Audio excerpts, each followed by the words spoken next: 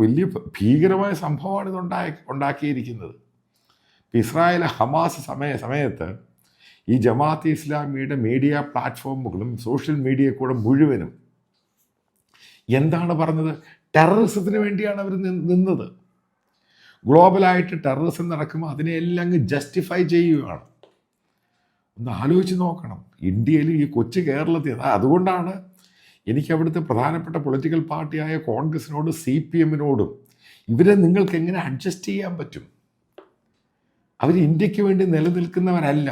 നമുക്ക് ഇന്ത്യയിൽ ജനാധിപത്യമുണ്ട്, എനിക്ക് സ്വാതന്ത്ര്യമുണ്ട്, നിങ്ങൾക്ക് സ്വാതന്ത്ര്യമുണ്ട്, ആരെയും ക്രിട്ടിസൈസ് ചെയ്യാം.